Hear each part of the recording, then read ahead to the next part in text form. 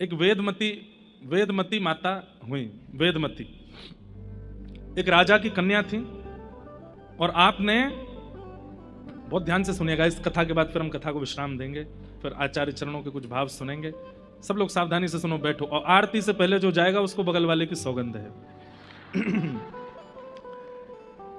सुनिए। तो वेदमती, उन्होंने घनघोर तप किया। और तप के पीछे उद्देश्य क्या था कि साक्षात नारायण भगवान मुझे पति रूप में प्राप्त हो जाएं। तो वेदमती, जब ये इनके वेदों के स्वरों से इनका प्रादुर्भाव हुआ था। ये अयोनिजा थी, माता पिता इनके वैसे भले ही थे, पर इनका जन्म किसी माता पिता से नहीं हुआ था। एक प्रकार से वेद ही कन्या का रूप धारण करके आए वेदमती। तो उन्होंने तप किया और तप करके ठाकुर जी के प्रति उद्देश्य रखा कि ठाकुर जी मुझको पति रूप में प्राप्त हों।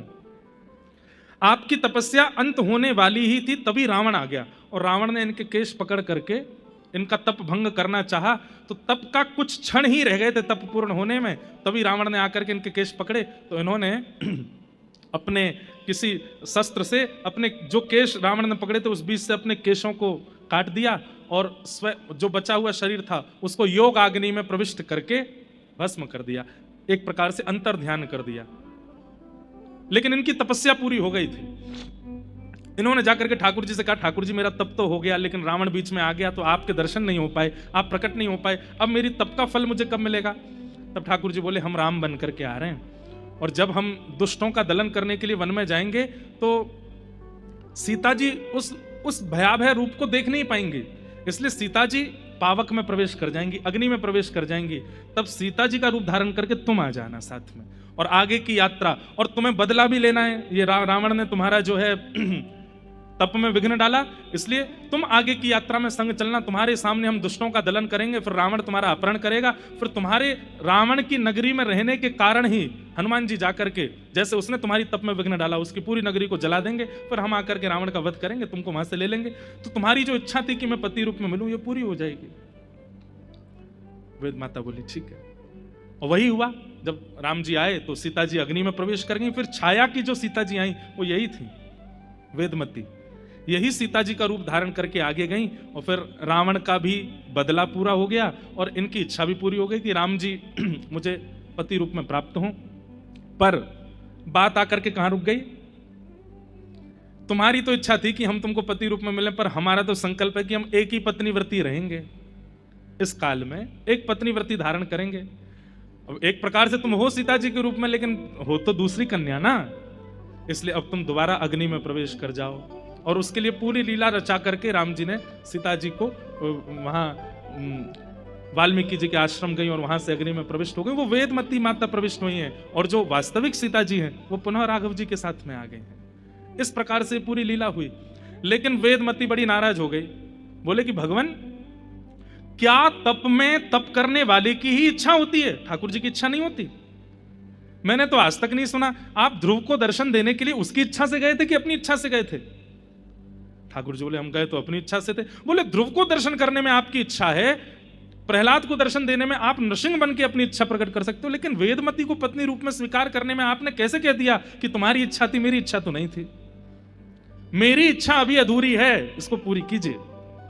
तब ठाकुर जी बोले, कोई बात नहीं, हम श्रीनिवास वेंकटेश के रूप में आएंगे और आप पद्मावती बनकर के आना और हम आपको स्वीकार करेंगे, आपके साथ विवाह करेंगे। अब भगवान तिरुपति बनकर के आए और तिरुपति बनकर के तिरुपति यहां पर श्रीदेवी, भूदेवी और पद्मावती तीन पत्नियां हैं श्री ठाकुर जी की। ये पद्मावती कौन है? वही वेदमती पद्मावती बनकर के आई और ठाकुर जी ने उनको स्वीकार किया। ठाकुर जी की किसी भी लीला पर आप संशय नहीं कर सकते। हर एक लीला के पीछे एक रहस्य कथा है और आचार्य चरणों से आप उसका समाधान पा सकते हो। इसलिए ठाकुर जी की कथा क्या है? रसमालयम। उसमें त्याज्य वस्तु कुछ भी नहीं है। आप अगर ये कह दो कृष्ण की ये लीला, रास लीला को हम स्वीकार नहीं करते, तो आप गलत हो। आप रास लीला की सार गर्वता को जब देखने के लिए जाएंगे तो ऐसा सार छिपा है, बस वो प्रकट रूप में दिख नहीं रहा है आपको। धर्मस्वनिष्ठितः पुंसाम विश्वक्सेन कथासु यः।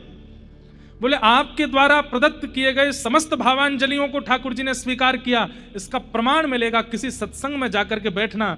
अगर सत्संग में बैठे बैठे समय का पता ना लगे और खूब आनंद आने लग जाए तो समझ जाना अभी तक जितने भी प्रस्तुत हमने ठाकुर जी को किए सब स्वीकार हो गए।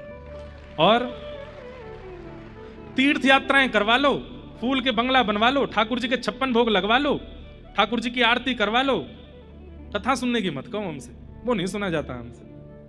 बाकी भैया हमसे चाहे तुम गिरिराज जी की परिक्रमा लगवाया हो, वृंदावन की परिक्रमा लगवा दो, तिरुमला ले चलो, तिरुपति दर्शन करवा देंगे, 56 भोग लगवा देंगे, फूल बंगला बनवा देंगे। मतलब ठाकुर जी की वैसी सेवा हमसे चाहे जितनी करा लो, पर कथा, मुझे तो कथा में बैठती नींद आती है, मैं नहीं बैठ सकता कथा में।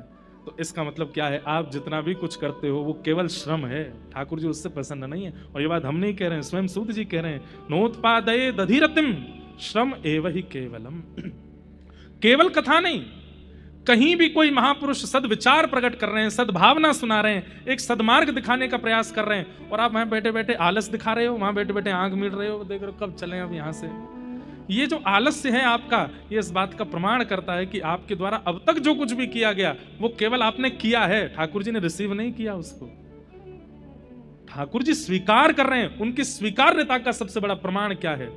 कथा में रुचि होना, सत्संग में रुचि होना, भगवत वाणियों में, वैष्णव वाणियों में रुचि होना, इस बात का प्रमाण है। हनुमान जी महाराज बैठे थे कथा में, इतनी भाव से कथा चल रही थी कि हनुमान जी रो रहे थे, हे मेरे राघव, हे मेरे राम, हे मेरे रघुवीर, हे मेरे प्रभु, ऐसे कह करके रो रहे थे। ठाकुर जी से देखा नहीं गया। ठाकुर जी पहुंच गए, हनुमान ऐसे क्यों रो रहे हो? मैं आ तो गया। रोते हुए हनुमान जी बोले, ठाकुर जी अभी 2 घंटा की कथा रह गई है, बाहर वेट करो, अभी पहले कथा सुन लूं। अरे मैं प्रत्यक्ष आ गया हूं, नेत्र खोलो, देखो मुझे। नहीं भगवान, बोले कथा में ऐसा क्या है जो मुझ में, मेरे प्रत्यक्ष दर्शन में नहीं है? तो हनुमान जी कहते हैं, आंख खोल के देखूंगा तो केवल 2 नेत्रों को दिखते हैं, पर नेत्र बंद करके जब कथा सुनता हूं तो रोम रोम को आप दिखाई देते हो, मन को, बुद्धि को, चित्त को, विचारों को, प्रत्येक इंद्रियों को आपका अनुभव होता है नाथ। इसलिए 2 घंटा कथा रह गई है, बाहर बैठो आप, पहले कथा सुनूंगा। इसीलिए प्रभु चरित्र सुनवे को रसिया, राम लखन सीता मन बसिया।